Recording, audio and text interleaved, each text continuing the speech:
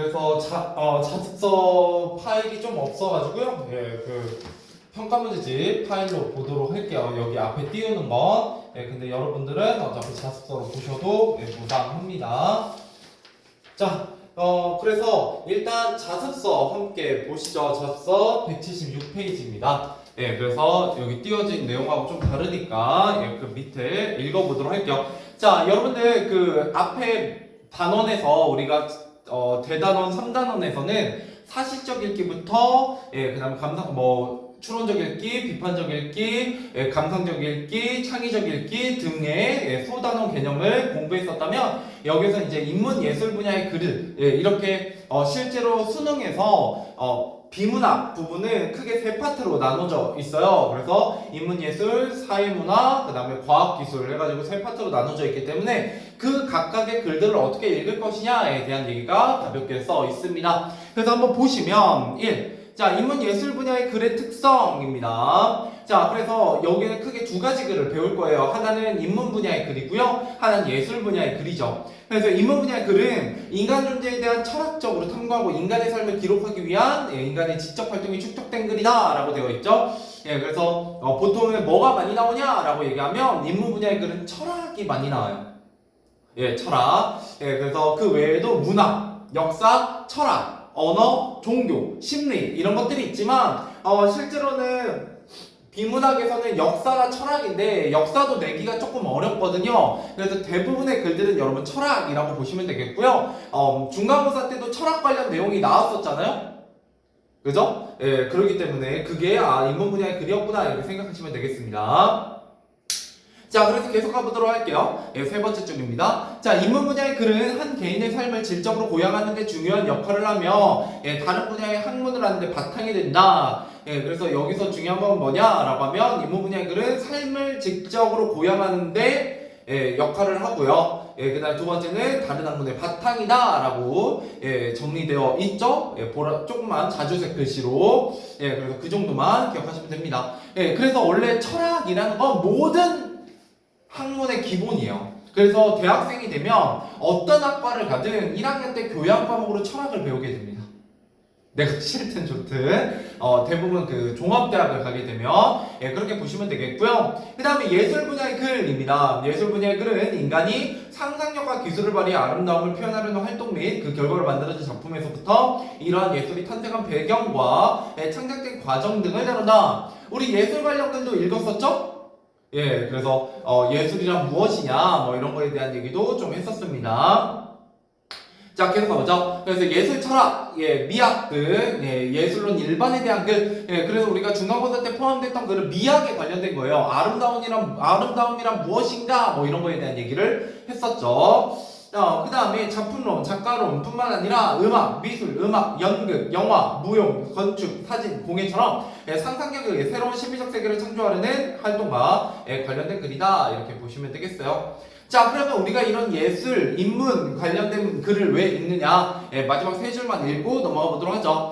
자, 인문예술 분야의 글을 읽음으로써 우리의 삶을 성찰하고 인간을 이해하며 세상을 바라보는 가치관을 올바르게 정립하게 됩니다. 또한 다양한 예술 분야에 대한 예술적 소양을 기르는 것은 삶의 질을 높이는 데 많은 도움이 될 수 있다. 뭐 이렇게 얘기하고 있죠. 자, 결국 얘기하고자 하는 건 뭐냐? 인문 예술 분야의 글을 통해서 우리는 성찰, 인간에 대한 이해, 가치관 정립, 그 다음에 예술적 소양 기르기 뭐 이런 가치들을 얘기하게 되죠. 총 4가지가 나오고 있기 때문에 이 4가지 중에 한 가지를 이제 이 상황에 바꿔놓거나 아니면 그냥 다른 거 하나, 다른 분야의 글의 가치를 가져와서 얘기할 수도 있습니다.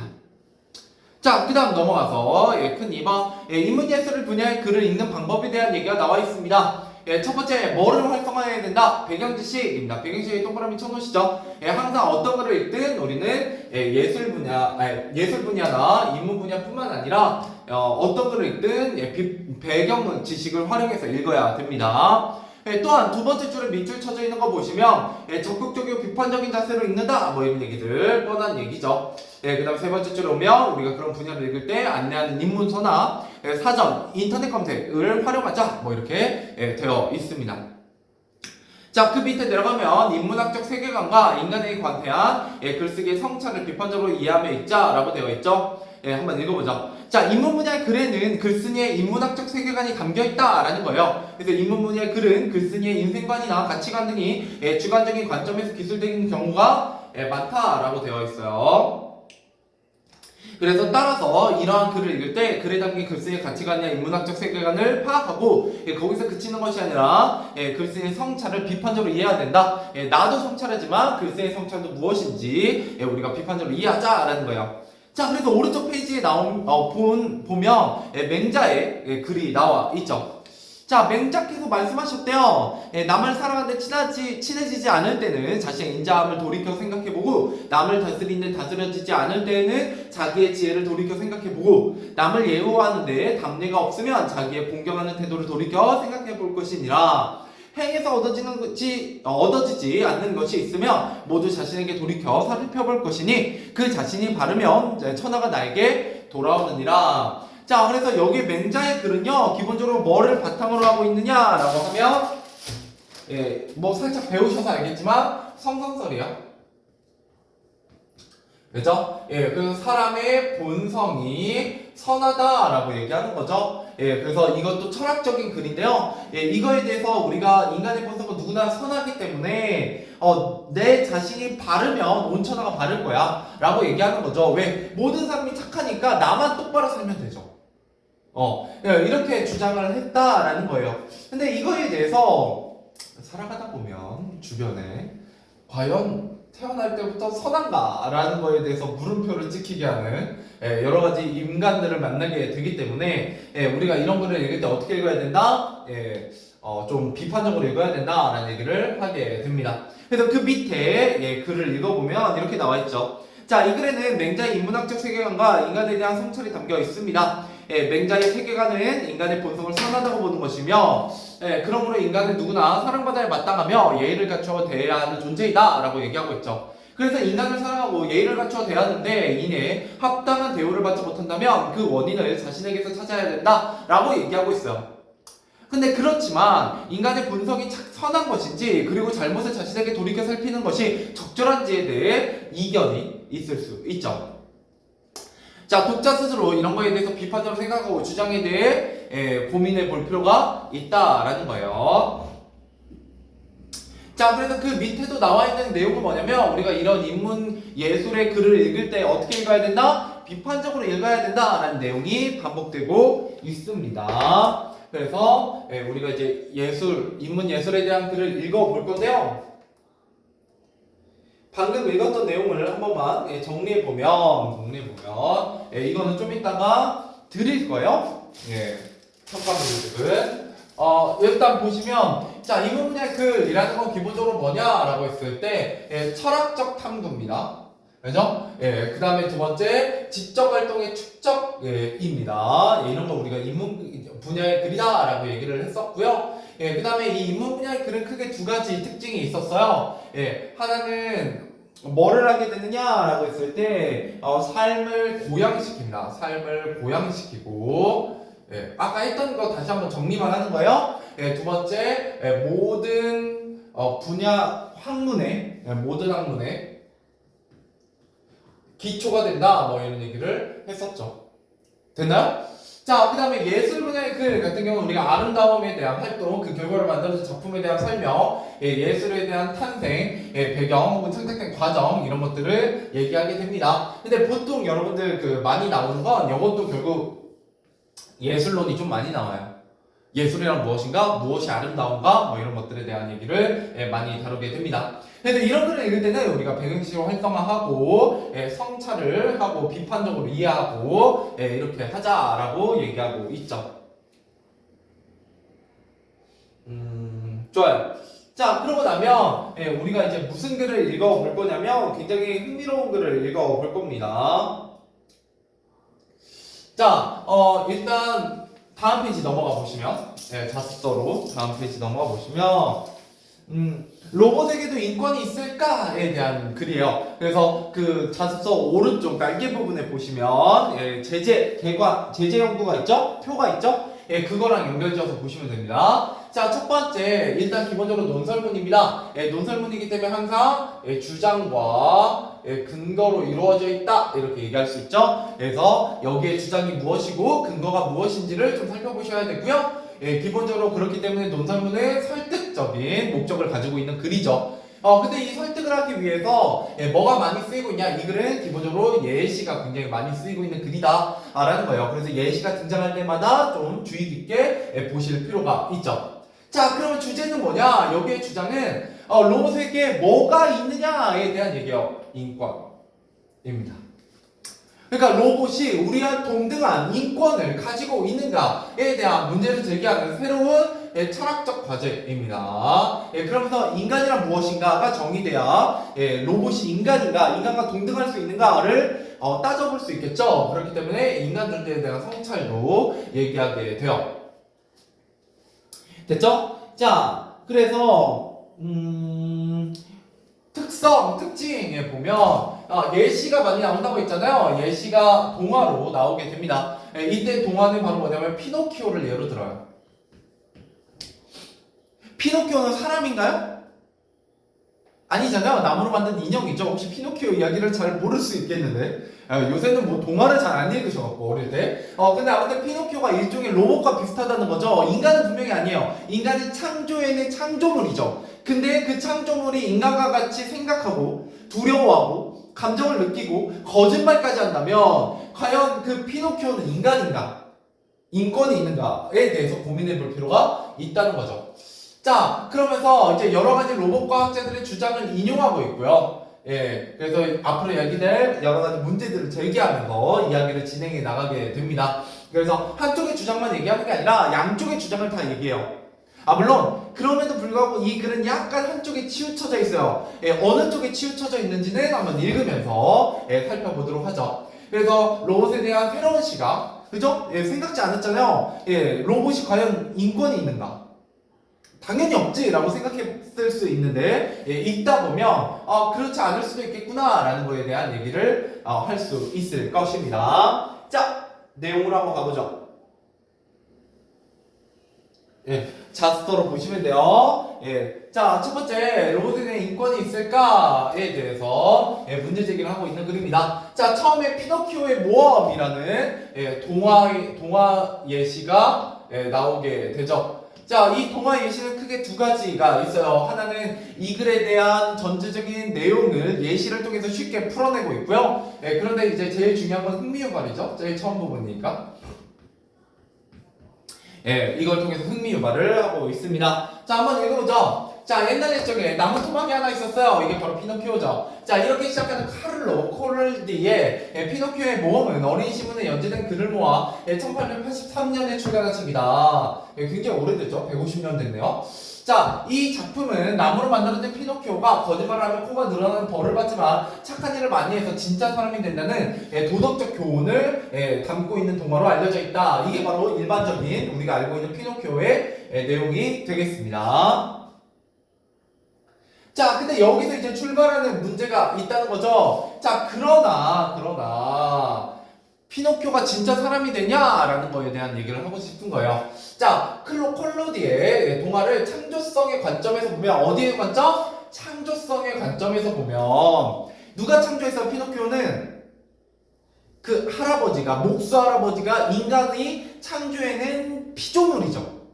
그러니까 인간이 아니에요. 인간이 만든 피조물이죠. 근데 창조자와 피조물의 관계, 즉 인간이라는 창조자의 관계, 왜? 인간 자체도 굉장히 완벽하지 않은 존재인데 이 완벽하지 않은 존재가 만들어낸 존재는 더 불완전하겠죠. 그러는데 그 다음 피조물이 발휘하는 능력의 역설. 피조물이 발휘하는 능력이 인간을 뛰어넘으면 안 돼요. 그렇잖아요. 우린 창조주잖아요. 피노키오 입장에서. 근데 만약 피노키오가 정말 인간과 같은 능력을 발휘한다면 그러면 인간은 뭐예요? 그죠? 좀 애매해지죠, 관계가. 뭐 이런 능력의 역설. 그러니까 인간을 닮아가는 피조물의 의미 등을 포착해 볼 수 있다. 이런 거에 대한 얘기를 해볼 겁니다. 자, 좀 더 구체적으로는 이 작품이 인공지능과 로봇공학의 미래를 은유하고 있다고 해석할 수 있어요. 그래서 로봇이란 무엇인가에 대한 걸 피노키오가 비유하고 있다 이렇게 볼 수 있다는 거죠. 자, 그러므로 피노키오에게는 21세기에 매우 중요한 철학적 과제와 깊은 연관이 있다. 결국 이거는 뭐에 대한 얘기를 나누고 있냐? 로봇에 대한 얘기를 하기 때문에 과학 얘기 같지만 실제로는 철학 얘기입니다. 인문 분야의 글이에요. 자, 그것은 인공생명의 철학이라고 부를 수 있다라는 겁니다. 자, 한번 가보도록 하죠.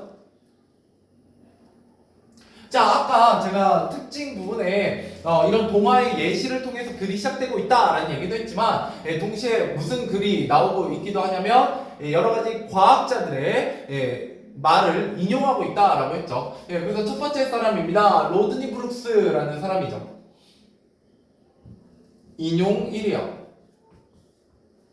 자, 그래서 이 사람의 관점이 뭔지에 대해서 한번 살펴보도록 하죠. 자, 로봇 공학의 가장 본질적인 특징으로 로봇이 빠르게 인간을 닮아간다는 점을 강조하고 있습니다. 자, 다시 말해 로봇의 진화는 인간 되기를 목표로 삼는다는 것이에요. 그러니까 로봇의 최종 목적은 뭐처럼 되는 거다? 인간처럼 되는 거예요. 됐죠? 자, 이는 로봇과학과 뗄 수 없는 것이 곧 인간학이라는 것을 뜻한다. 이는 곧 로봇에게 인간적 위상과 인간적 권리를 얼마만큼 인정해야 할 것인가 하는 문제를 얘기한다. 왜? 로봇이 인간 되기를 목표로 하고 인간과 매우 흡사하게 발전했다면 그러면 그건 인간과 유사한 무엇이잖아요. 그러면 인간과 유사하기 때문에 인간과 유사한 권리를 어디까지 인정해 줄 것이냐라는 거예요. 자, 이 모든 것은 철학적 과제에서 시작해서 법학적, 사회학적 과제로 번져갈 것이다. 인공생명의 철학은 이 문제를 풀지 않고서는 21세기를 넘어갈 수 없다라고 문제 제기하고 있습니다. 우리가 그런 필요성이 있다라는 걸 문제 제기하고 있죠. 로봇에게 어디까지 인간으로서 인간과 비슷하게 인정해 줄 것이냐라는 거예요. 자, 다시 피노키오 얘기로 가보죠. 자, 피노키오도 빠르게 사람을 닮아간다. 제페토 할아버지가 몸을 다 만들기도 전에 장난을 치기 시작하더니 다리가 완성되자마자 집을 뛰쳐나가 말썽을 부린다. 세상의 유혹에 끌리기도 하지만 유혹을 뿌리치려고 노력하기도 한다. 자유를 만끽하는 만큼 자유의 역설 또한 뼈저리게 경험한다. 자유의 역설이란 뭐냐? 내가 자유로운 만큼 뭐가 늘어나요? 책임도 늘어나죠. 그죠? 그게 자유의 역설인데 그런 것도 알게 돼요. 자, 욕심이 지나쳐 자기 몸을 상하게 하기도 하며 많은 실수를 저지르고 후회하기도 한다. 자, 보통 사람들처럼 희망의 기만만큼이나 고뇌의 결실 또한 체험한다. 그죠? 희망을 가지기도 하고 고뇌하기도 해요. 무엇보다 늘었다 줄었다 하는 자신의 꽃처럼 거짓과 진실 사이에서 갈등도 해요. 그러면서 또 언젠가는 인간과 똑같이 되리라는 열망을 버리지 않는다는 거죠. 이게 마치 로봇이 인간 되기를 추구하는 것처럼 피노키오도 그렇다라는 거죠. 인간 되기를 추구했다는 거예요. 자, 결국 피노키오는 꼭두각시가 아니라 진짜 어린이가 되었어요 라는 작가의 말처럼 사람이 된다. 그것도 착한 어린이가 돼요. 그래서 피노키오의 조물주인 제페토도 이루 말할 수 없이 행복해지죠. 그래서 이 피노키오는 인간처럼 자유의지를 지니고 어떤 시련을 극복하면 결국 뭐가 돼요? 사람이 됐어요. 근데 로봇은 좀 다르죠. 로봇에 대한 얘기로 한번 가보도록 하죠. 자, 심지어 착한 어린이가 됐어요. 그런데 다음에 보시면 이제 착한 로봇에 대한 얘기가 나오게 됩니다. 자, 착한 로봇. 자, 동화 속 피노키오의 이야기는 매우 행복한 결말에 이르고 있습니다. 자, 그러나 우리의 미래도 그럴까라고 질문한다면 그죠? 문제제기. 그죠? 이것도 문제제기요. 우리 왜 미래도 로봇이 무조건 착할 것이냐? 라는 거예요. 인류의 멸망 시나리오 중에 하나가 뭐예요? 로봇의 지배죠. 실제로 가능도 하고 그런 어떤 디스토피아에 대한 얘기를 굉장히 많이 다룹니다. 우리 인간은 두려워해요. 자, 미래 세대와 동등한 권리를 살아갈지도 모르는 인공생명들이 모두 착한 로봇일까? 아닐 수도 있겠죠. 사람이 나쁜 사람도 있고 착한 사람도 있듯이 로봇도 어쩌다 보면 지구라는 환경이 보존되려면 뭐가 없어져야 돼? 인간이 없어져야 돼 하고 인간을 다 죽일 수도 있잖아요. 그죠? 아니 아무리 계산해봐도 이 지구가 파괴되고 이 지구라는 환경을 지키기 위해서는 뭐가 없어지면 좋아? 인간이 없어지면 좋겠어 라고 생각할 수 있잖아요. 그죠? 그래서 어떤 사람들 모두 착한 로봇을 만들면 되지 라고 반박할지도 모른다는 거예요. 그럼 이제 그거에 대해서 고민해보죠. 실제로 일본의 유명 로봇 과학자인 시게오 히로세는입니다.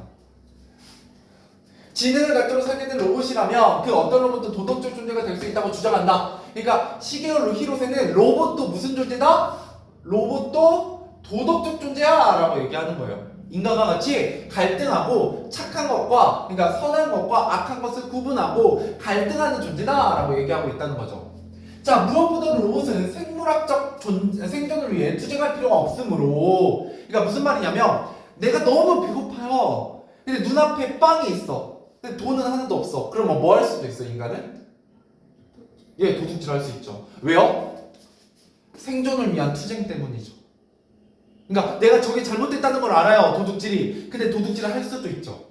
근데 로봇은 배고파요, 안 배고파요? 배고플 일이 없죠.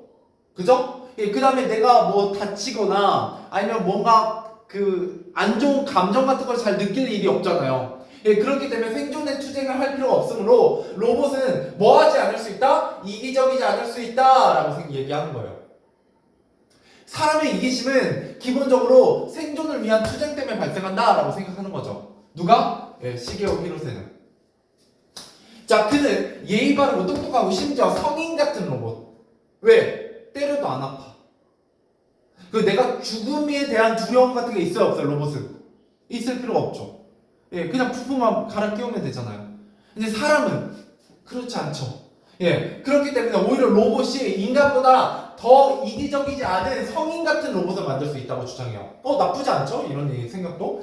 자, 이는 인간을 해치지 않은 로봇을 염두에 둔 것이다. 이처럼 로봇이 이기적이거나 인간으로부터 완전히 독립적인 존재가 될까 염려하는 것은 결국 인간을 위한 로봇이라는 개념을 전제하기 때문이죠. 왜? 로봇이란 건 피조물이잖아요. 우리 인간의 필요성에 의해서 만들어낸 거예요. 그렇기 때문에 그 로봇은 누굴 위해서 활동해야 돼요? 인간을 위해서 활동해야 되죠. 그렇기 때문에 인간의 이익을 해치거나 인간을 위협하는 존재인 로봇은 인간의 관념 안에 잘 없어요.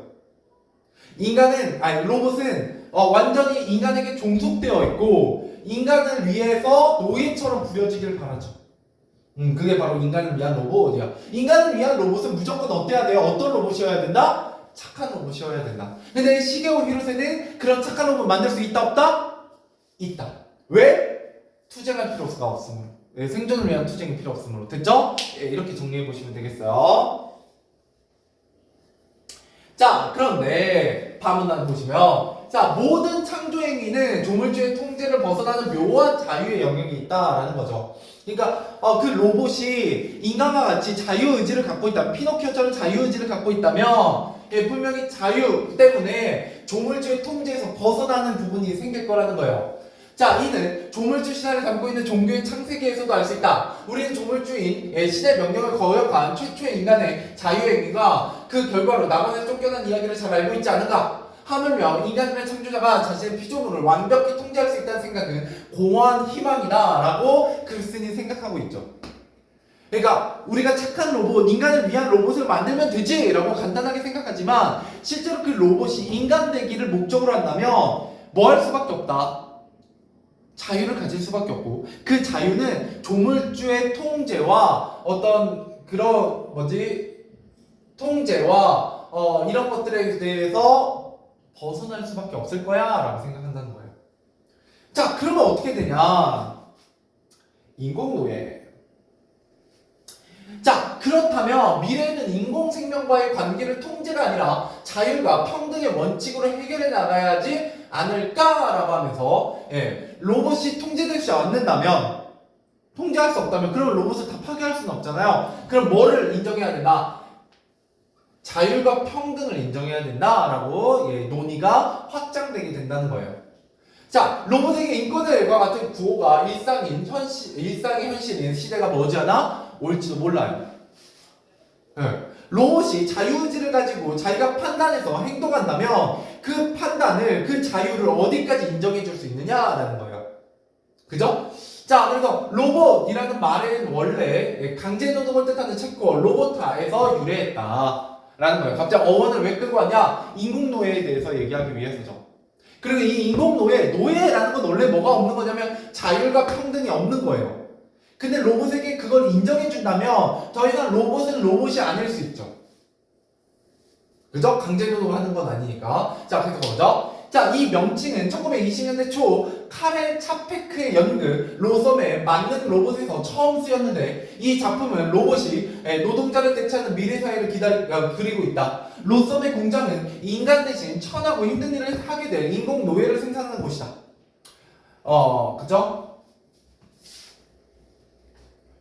자, 하지만 오늘날 로봇들은 이미 단순한 공장 노동자 이상의 역할을 한다. 청소 로봇이나 가정 로봇처럼 주로 인간이 하는 노동을 대신하는 로봇도 있지만 아주 간단하게는 세탁기나 그 다음에 설거지 해주는 설거지 기계 이런 것도 일종의 로봇이에요. 그죠? 우리가 할 노동을 대신하죠. 그죠? 거기에서 이제 더불어서 혹시 음식점 같은 데 가면 서빙해주는 기계도 있잖아요. 그죠? 뭐 그런 것들. 그런 것 때문에 여러분들이 나중에 서빙 알바를 하고 싶어도 생각보다 일자리가 많지 않아요. 그래서 요새 서빙 알바가 다 뭐밖에 없어. 나중에 알바 구해보시면 고깃집 알바밖에 없어요. 왜요? 고깃집은 요새는 많이 구워주잖아요. 그죠? 그러다 보니까 그 단순하게 그냥 나르는 알바, 서빙을 나르는 알바는 많이 사라졌어요. 역 앞에 그 현대옥 같은 데 가도 서빙은 다 그 기계가 하거든요. 제가 알아서 쟁반에다 놓으면 띡 누르면은 이제 그 테이블로 찾아가죠. 그죠? 그래서 그 고깃집 알바밖에 없어요. 고깃집 알바 되게 힘들거든요. 혹시 굉장히 근육이 튼튼하지 않으시면 웬만한 고깃집 알바는 별로 추천하는 편은 아니에요. 그럼 뭐 하면 좋냐? 어디는 좀 아직 없냐? 홍익돈가스나 아니면은 서가인국처럼 약간의 그 패밀리 레스토랑 같은 느낌이 좀 남아있는 데는 서빙을 인간이 해야 돼요. 왜? 그 약간 면대면으로 교감을 나누면서 약간 그 서비스를 해주는 게 있거든요, 좀. 그렇기 때문에 그런 데는 아직까지 인간이 해야죠. 왜? 감정 노동이 좀 들어가 있거든요. 이거 구워주는 것도 그런 거고. 근데 앞으로는 로봇이 그것까지 할지도 몰라요. 자, 왜냐면 애완동물 로봇이 이미 상용화됐어요. 일본에서부터. 그러니까 진짜 강아지를 기르는 게 아니고요. 강아지 로봇을 기르는 거예요. 근데 그러면 뭐 이런 생각을 해요. 아니 진짜 생명도 아니고 별로 정이 안 가지 않을까라고 생각할 수 있거든요. 근데 인간은 놀랍게도 엄청난 공감 능력이 있기 때문에 그 로봇에게도 정을 줄 수 있어요. 그래서 이 로봇은 중간중간에 애교도 부리고요. 시스템이 그 프로그래밍이 되어 있어서 그 다음에 뭐도 하냐면 체온도 있어요. 원래 그 강아지나 고양이는 만지면 되게 따뜻하고 보들보들하잖아요. 그래서 그 로봇은 발열을 해요. 그래서 그리고 장점은 뭐예요? 이 애완용 로봇은 춥지 않아요. 먹지 않고요. 아프지 않죠. 이것도 나름 장점일 수 있어요. 왜냐면 길러보시면 나중에 그 늙고 병들면 되게 마음 아프거든요. 그리고 떠나보내고 나면 다시 기르는 게 쉽지 않아요. 굉장히 정이 들기 때문에. 그렇기 때문에 일부러 애완동물 로봇을 상용화하고 있기도 하고요. 그러면 이 상용화는 주로 누구한테 많이 하냐면 노인분들. 혼자 사는 노인분들의 어떤 정서적 안정 같은 걸 위해서도 주죠. 근데 노인분들이 일일이 다 밥 주고 할 수 없잖아요. 나중에 기르시면 사료값이 장난 아니에요, 생각보다. 그리고 한번 병원 가면 막 100만 원씩 깨지고. 이렇기 때문에 이런 것들이 상용화되죠. 또 간병인 로봇이나 가정교사 로봇. 저도 잘릴 수 있어요, 나중에. 그래서 로봇이 대체할 수 있죠. 그 다음에 배우 로봇 등도 개발 중이다. 배우 로봇은 아니지만 뭐가 개발됐어요? 유튜브에 보면 작년, 재작년에 굉장히 그 코로나 시기에 화제됐던 것 중에 하나는 뭐냐면 내가 가수가 하고 싶어. 혹은 연기자가 하고 싶어. 근데 뭐가 안 돼요? 얼굴이 좀 못생겼어. 그럼 여기에다 뭘 씌워요?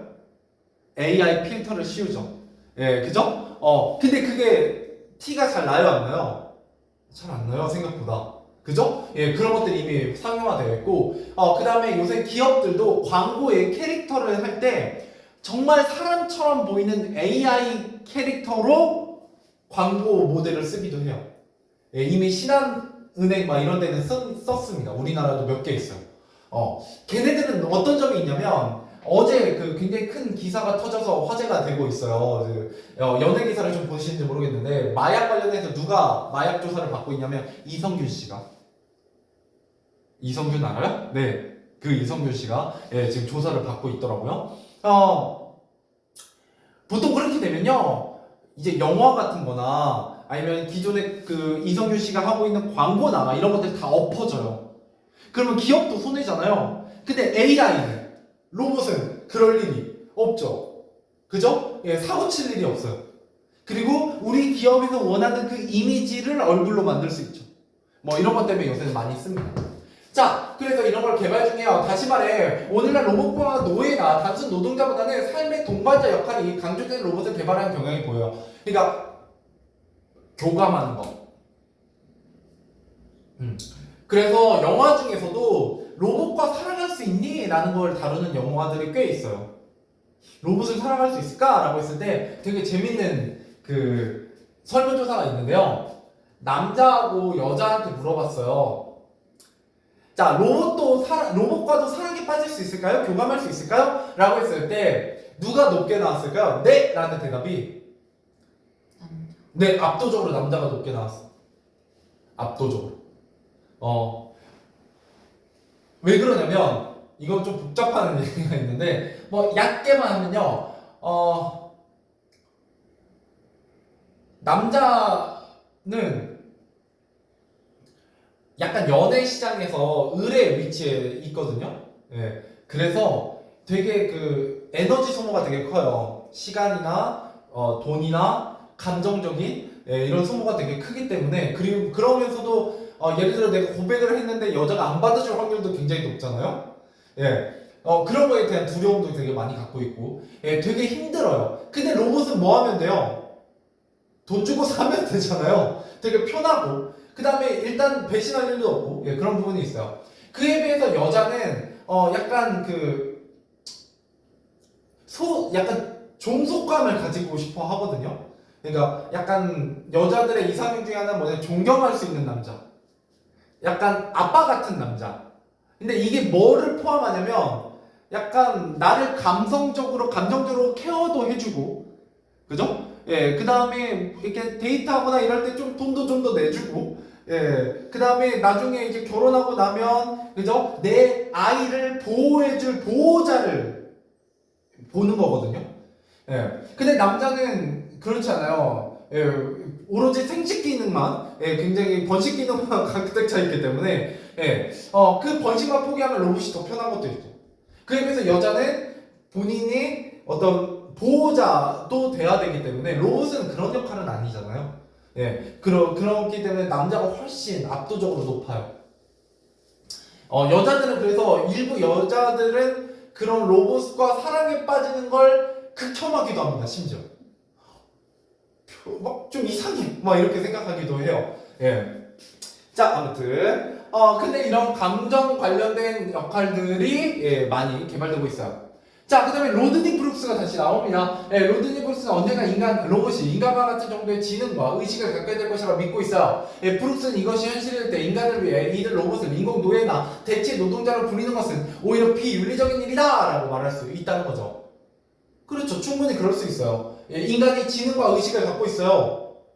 본인의 부당함이나 본인의 자유, 희망, 뭐 갈등, 내적 갈등 막 이런 것들을 겪는 존재라면 인공 노예처럼 부릴 수가 없을 수 있다라는 거죠. 자, 이제 거의 끝에 가고 있습니다. 그래서 노예처럼 취급해서는 안 된다라는 거죠. 자, 그러면 이제 마지막입니다. 타자를 어떻게 대할 것인가 해요. 자, 타자라는 건 이제 이 로봇을 내가 아닌 남, 즉 인간과 다른 고유한 생명체로서의 로봇을 의미하고 있어요. 그러면 로봇을 어떻게 대해야 되느냐라는 거예요. 자, 한편 굳이 인간을 닮은 로봇이 이상적인 것은 아니라고 주장하는 로봇공학자들도 있습니다. 이들은 로봇에게 인공지능이 필요하지만 반드시 인간과 같은 두뇌를 가질 필요는 없으며, 실제로 그래요. 예전에는요, 인간의 두뇌를 복사해서 인공지능을 만들려고 했거든요. 그러니까 수많은 이 뉴런들 있잖아요. 이 뉴런을 반도체로 구현해서 전기 신호를 빠바바바바 보내면 걔가 자동으로 의식을 갖지 않을까라고 해서 연구를 했었어요. 그래서 뇌를 복사해서 로봇을 만들었었는데 지금은 어떠냐면 굳이 그럴 필요가 있을까? 로봇은 로봇만의 신경망을 가지면 되지 않을까라고 해서 지금은 좀 다른 방향으로 연구가 진행되고 있어요. 그래서 인간과 같은 로봇이 아니라 로봇만의 어떤 신경체계를 만들어서 개발을 하고 있습니다. 자, 그래서 인간의 두뇌와 완전히 다른 회로 구조를 통해 매우 지능적으로 행동하는 로봇을 만들 수 있다는 전자의 연구를 계속하고 있어요. 그리고 심지어 이거는 굉장히 가시적인 성과를 거두고 있고요. 그래서 이제 웬만하면 두뇌로는 인간이 인공지능을 이길 수 없는 세계에 왔죠. 그래서 벌써 5년도 더 된 얘기잖아요. 그 바둑으로 알파고가 이 세대를 처음에 이겼을 때 엄청난 충격에 빠졌어요. 전 세계가. 왜냐면 바둑 같은 경우는 경우의 수가 뭐 1조분의 1도 넘는다고 하거든요. 그러니까 무한에 가까워요. 경우의 수가. 근데 그래서 인간만이 할 수 있는 어떤 그런 그 기계 계산으로는 할 수 없는 인간만의 영역이 있지 않을까라고 생각을 했었거든요. 근데 철저하게 인간이 졌죠. 그래서 그 한 판 이긴 걸 굉장히 두고두고 회자하는 거예요. 그 알파고 한 번 이기, 알파고 오류를 내잖아요. 신의 한 수로. 인간이 그래도 기계가 할 수 없는 게 무언가가 있구나. 그러니까 인간이 로봇과 다른 뭔가를 가지고 있나 봐 라고 확인하는 순간이었죠. 그래서 굉장히 사람들이 좋아했어요. 왜냐하면 너무 무기력했거든요. 로봇이 대단해를 인정하면 그러면 그걸 만든 우리가 만들었지만 우리가 로봇보다 못하다면 우리의 존재란 무엇인가? 쓸모가 없잖아요. 그쵸? 힘도 약해. 두뇌도 딸려. 그러면 인간이 왜 필요한가? 라고 생각할 수 있었기 때문에 굉장히 이런 고민이 필요하다는 거예요, 지금이. 자, 그래서 이런 로봇은 어쩌면 지구에서 만들어진 일종의 지능적인 외계인과 같을 것이다. 자, 그들은 지능적인 면에서 인간보다 못할 수 있지만 더 뛰어날 수도 있다라는 거예요. 자, 그래서 탑란에 보시면 자, 로봇공학자도 역시 우리 인간에게 윤리적 난제를 제기할 거예요. 그들과 연관해서는 로봇의 인권을 인정할 것인가 하는 문제보다는 로봇에게 그에 합당한 권리, 즉 로봇에게 로봇권을 어떻게 인정할 것인가 하는 문제가 떠오를 것이기 때문이다 라는 거예요. 그러니까 로봇이 인간과 유사하다라는 느낌보다는 로봇을 타자로서 우리가 다른 지능적 존재로서 인정해야 된다라는 얘기예요. 그러니까 인간을 위한 어떤 인간과 비슷한, 인간보다 조금 못한, 인간과 비슷한 무엇이 아니라 그냥 또 다른 존재, 외계인 같은 또 다른 존재다라고 인정하는 순간이 오게 될 것이다 라고 주장하고 있는 게 이 글쓴이의 관점입니다.